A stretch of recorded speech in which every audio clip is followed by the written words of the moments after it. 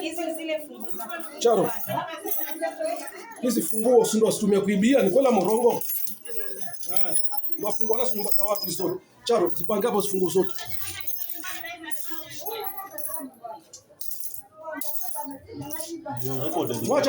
Wacha pange mwenyewe. Hizi funguo umebeba nazo nyumba mara ngapi?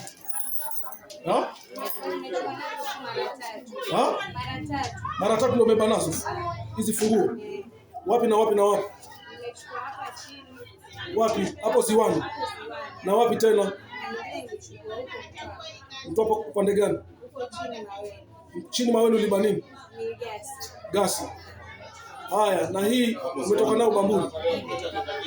Bamburi leo. Alikupa mtu nani? Kwa TV. Saidi. Ni mwizi pia yeye, mwenzako. Ni kazi zake. Kwa hivyo mmoja kwa muda mrefu Saidi. Kwa hivyo Saidi naye huyo aiba. Yuaje huku Shanzu. Anafungwa kama hivi. Huyo bamaino ya Bamburi. Anafungwa kama hivi. Na wewe nimekuuliza hivi, weka TV ya kusha. Nimekuuliza hivi, nisikize taratibu. Suna kweli? Yeke hapo. Suna kweli? Yeke hapo. Ashikile TV yako. Huyu bodaboda alikimbia, wamjua?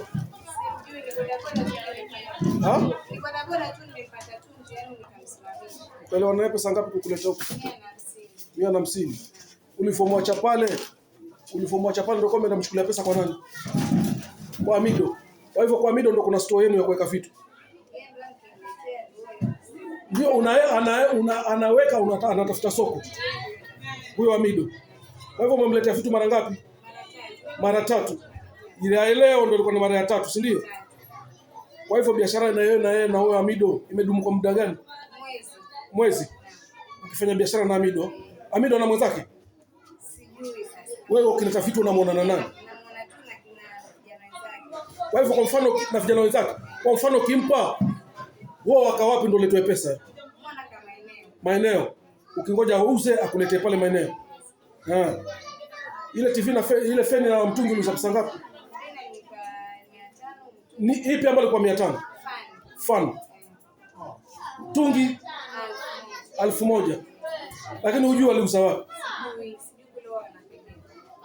Hujui soko lao liko wapi? Kwa hivyo yeye akipatikana ndo atasema. Kwa hivyo wewe tu ni kuleta yeye akauze.